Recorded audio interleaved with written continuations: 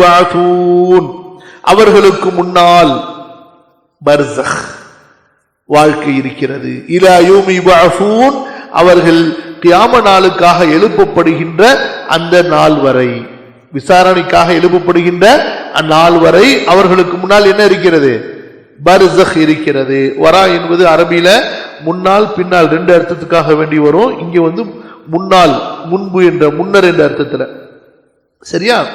இப்ப பாருங்க, அல்லாஹும்ம ஸல்லி அலா நபியினா முஹம்மத். அப்ப இதிலிருந்து நமக்கு என்ன தெரியுது? இந்த வசனத்திலிருந்து நேரடியா ஆகிரத்துக்கு முன்னாடி பர்ஸக்குடைய வாழ்க்கை இருக்கிறது. அல்லாஹ் தஆலா, இது ரொம்ப முக்கியமான வசனம். பல இடங்கள்ல நீங்க பயான்ல கேட்டிருப்பீங்க. ஆனா கேட்கும்போது பல பேரு அதுக்கு அர்த்தம் ஒரு அர்த்தம் சொல்லுவாங்க. அதை விட சரியான அர்த்தம் தான் இப்ப நம்ம படிக்க போகக்கூடியது. சரியா? வசனம் என்ன? 20ல 124. மன் அஅரத அன் ذிக்ரி ஃபஇன்ன லஹு மஈஷத்தன் தன்கா. யார் என்னுடைய நினைவை புறக்கணிக்கிறார்களோ, நல்லுபதேசங்களை புறக்கணிக்கிறார்களோ அவர்களுக்கு நெருக்கடியான வாழ்க்கை இருக்கிறது. இது பெரும்பாலும் உபதேசங்கள்ல நம்ம அறிஞர்கள், அழைப்பாளர்கள் சொல்லக்கூடிய வசனம். யார் நம்முடைய உபதேசங்களை புறக்கணிக்கின்றார்களோ அவங்களுக்கு என்ன இருக்கிறது? நெருக்கடியான வாழ்க்கை இருக்கிறது. அப்ப என்ன செய்வாங்க? இஸ்லாமை விட்டு போனா, அல்லாஹ்வுடைய திக்ர் இல்லைன்னா, குர்ஆனை படிக்கலைன்னா, குர்ஆனை பின்பற்றவில்லை என்றால் அவருக்கு நெருக்கடியான வாழ்க்கை இருக்கு. அதாவது நெருக்கடியான வாழ்க்கைனா அவங்களுடைய மனசு எப்போதுமே நெருக்கடியில் இருக்கும். புரியுதா? அப்படின்னு சொல்லுவாங்க. புரியுதா? ஆனா இந்த வசனத்தினுடைய நேரடி கருத்தும் இதற்கு சஹாபாக்கள், தாபீன்கள் விளக்கம் சொல்லி இருக்கதும் இந்த அர்த்தமே கிடையாது. அல்லாஹ்வுடைய நினைவு இல்லைன்னா, இஸ்லாம் இல்லைன்னா ஒரு மனசை மன நெருக்கடியில் இருப்பான். அவனுக்கு மனசு ஒரு மூமினுடைய மனசு மாதிரி அவனுடைய விசாலமா இருக்காது. அது வேற விஷயம். புரியுதா? இந்த வசனம் அது சம்பந்தமானது அல்ல. இந்த வசனம் எது சம்பந்தமானது? இங்க பாருங்க, இந்த உலகத்துல எத்தனையோ இறை மறுப்பாளர்களை பார்க்கிறோம், இணை வைப்பாளர்களை நம்ம பார்க்கிறோம். அவர்கள் அல்லாஹுவை, மறுமை நாளை நிராகரிக்கக்கூடியவர்கள். இந்த உலக வாழ்க்கையினுடைய உச்சக்கட்ட வசதியில் இருக்காங்க. கவலையே இல்லாமல் மகிழ்ச்சியாக, மிக இன்பமாக அவர்கள் வாழ்கிறார்கள். புரியுதா? சரி, அப்ப அல்லாஹ் இப்படி சொல்றானே, எதை சொல்றான்? பர்ஸக்.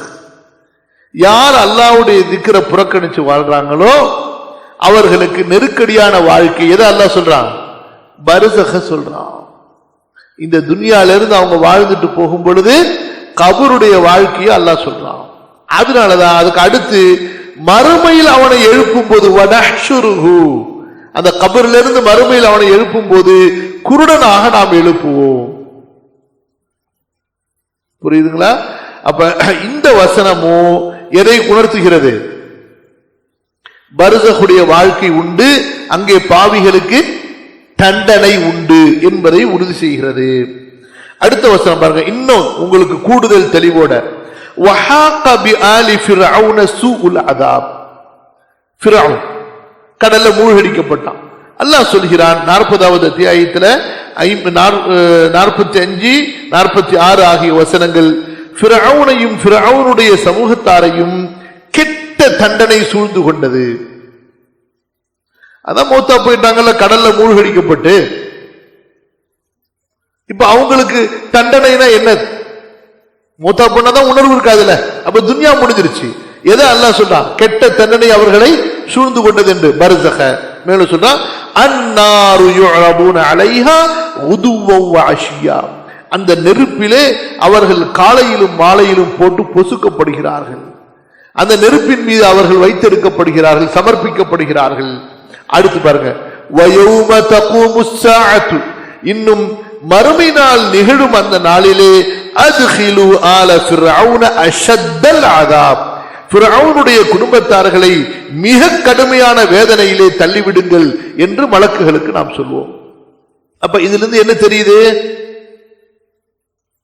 ஃபிர்அவுன் இறந்ததுக்கு பிறகு அவனுக்கு அங்க அவனுக்கும் அவனுடைய குடும்பத்தார்களுக்கும் அவனுடைய சமுதாயத்தார்களுக்கும் வேதனை கொடுக்கப்பட ஆரம்பமாகிவிட்டது. அந்த வேதனை தொடர்ந்து கொண்டே இருக்கிறது. எது வரைக்கும்? ஆகிரத்து வரைக்கும். ஆகிரத்தில் எழுப்பப்படும் பொழுது இந்த பர்சக்ல அனுபவிச்ச அதாபை விட கடுமையான அதாபிலே அவர்கள் அங்கே தள்ளப்படுவார்கள். நேரடியாக உள்ள குர்ஆன் வசனம். அப்போ ஒரு மனிதன் கபருடைய அதாபு குர்ஆன்ல சொல்லப்படவில்லை, அது ஹதீஸ்ல சொல்லப்பட்ட ஒரு விஷயம்தான். அதுவும் பெரும்பாலான சஹாபாக்கள் அறிவிக்கக்கூடிய ஹதீசுகள்ல இல்ல, ஒரு சிலர் அறிவிக்கக்கூடிய ஹதீசுகளில் தான் வருகிறது என்று கூறி ஒருவன் கபருடைய வாழ்க்கையில் உள்ள அந்த நிஅமத்தை, கபருடைய அதாபுகளை மறுப்பானே ஆனால் அது முற்றிலும் வழிகேடு, முட்டாள்தனம், அவனுடைய அறியாமை. இதே பாருங்க ஃபிரௌனை பற்றி 71வது அத்தியாயத்தில் 25வது வசனத்துல இன்னும் அல்லாஹ் ரப்பல் ஆலமீன் தெளிவுபடுத்துகிறான். மிம்மா ஹதீஆதிஹிம், ஃபிரௌனுடைய குற்றங்களின் காரணமாக, அவருடைய சமுதாயத்தவர்களின் குற்றங்களின் காரணமாக ஊகுரிகு, அவர்கள் கடலிலே மூழ்கடிக்கப்பட்டார்கள். முடிஞ்சுச்சா? ஃபஉத்கிலு, பிறகு உடனே அவர்கள் நரக நெருப்பிலே நுழைக்கப்பட்டார்கள். இங்க மூழ்கடிக்கப்பட்டு எங்க கொண்டு போகப்பட்டாங்க? அடுத்து நெருப்புக்கு, நரக நெருப்புக்கு. ஃபஉத்கிலு நாரா, அதான் பர்ஸகுடைய அந்த நெருப்பு. ஃபலம் யஜிது லஹும் மின் தூனில்லாஹி அன்சாரா, அல்லாஹ்வை அன்றி அவர்கள் தங்களுக்கு உதவியாளர்களை காண மாட்டார்கள். அடுத்து இப்ப ஹதீஸ்ல பாருங்க. அன்ன ஆயிஷா ரலியல்லாஹு அன்ஹா ஜௌஜின் நபி ஸல்லல்லாஹு அலைஹி வஸல்லம் அன்ன யஹூதியத்தன் ஜாஅத் தஸ்அலுஹா, ஒரு யஹூதி ஆயிஷா ரலியல்லாஹு அன்ஹா இடத்துல ஒரு கேள்வி கேட்க வந்தாங்க.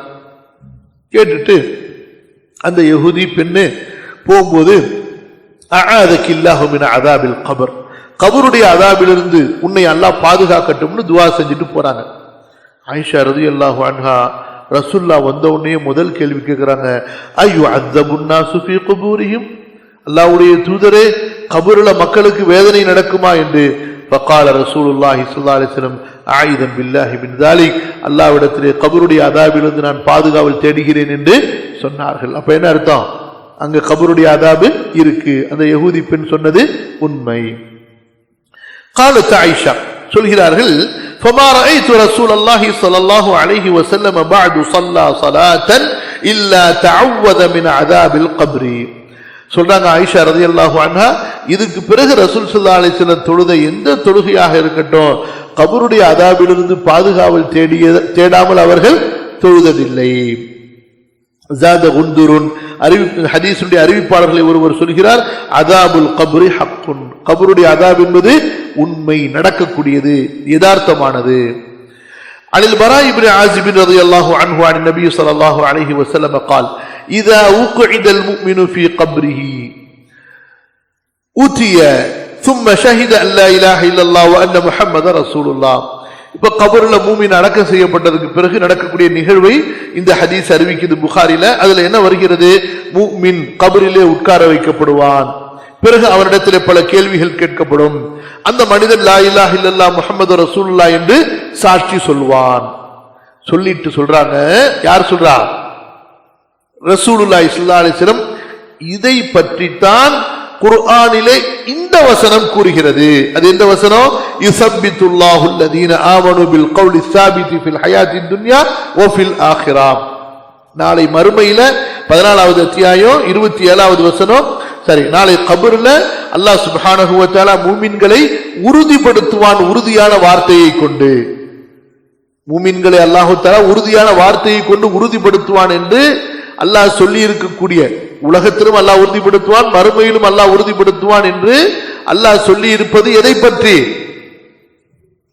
கபர்ல மலக்குகள் கேட்கும் போது அந்த மூமின் அதுக்கு பதில் அளிச்சிட்டு அஷ்ஹது அல்லா இலாஹ இல்லல்லாஹ் வ அஷ்ஹது அன்ன முஹம்மதர் ரசூலுல்லாஹ் என்று சொல்கிறான் அல்லவா, அது குறித்துத்தான் இந்த வசனம் சொல்கிறது என்று சொல்றாங்க.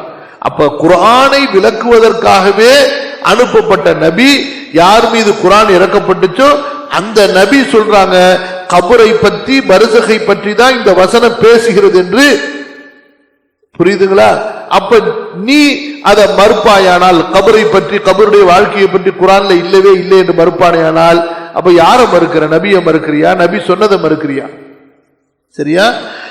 عن أبي هريرة رضي الله عنه قال كان رسول الله صلى الله عليه وسلم يدعو رسول الله உடைய துஆக்களிலே ஒன்று اللهم إني أعوذ بك من عذاب القبر ومن عذاب النار ومن فتنة المحيا والممات ومن فتنة المسيح الدجال. சரியா? அடுத்த ஹதீஸ் பாருங்க. அன் அனஸ் ரலியல்லாஹு அன்ஹு அன் நபி ஸல்லல்லாஹு அலைஹி வஸல்லம் قال العبد اذا وضع في قبره அடியானை கபரிலே வைக்கப்பட்டால் வதவல்லா வதுல்லிய மக்கள் எல்லாம் திரும்பி சென்று விட்டால் வதஹப அஸ்ஹாபுஹு ஹத்தா இன்னஹு ல யஸ்மஉ கர்அனி ஆலிஹிம் அவங்க திரும்பி போகும் பொழுது எவ்வளவு தூரம் போயிருக்கிறாங்க அப்படின்னு சொல்லிட்டு அவங்களுடைய அந்த செருப்புடைய சத்தங்களை கூட அவர் கேட்டுக்கொண்டிருப்பார். அல்லாஹ் தஆலா அந்த நேரத்தில் அந்த உணர்வை கொடுக்கின்றான். அதாஹு மலகானி, 2 மலக்கு அவர்கிட்ட வருவாங்க. ஃபஅகஅதாஹு, அவனை உட்கார வைப்பார்கள். ஃபயகூலானி லஹு, இருவரும் அவரிடத்திலே சொல்வார்கள். புரியுதுங்களா? நம்ம சொன்ன வார்த்தை மா குன்த தகூலு ஃபீ ஹாதா ரஜுலி முஹம்மத், இந்த முஹம்மது இந்த மனிதர் இருக்கிறாரே இவர் விஷயத்திலே நீ என்ன சொன்னாய் அப்படின்னு சொல்லி அவன் சொல்லுவான் அஷ்ஹது அன்னஹு அப்துல்லாஹி வ ரசூலுஹு, அல்லாஹ்வுடைய அடிமை அல்லாஹ்வுடைய ரசூல் என்று நான் சாட்சி சொல்கிறேன்.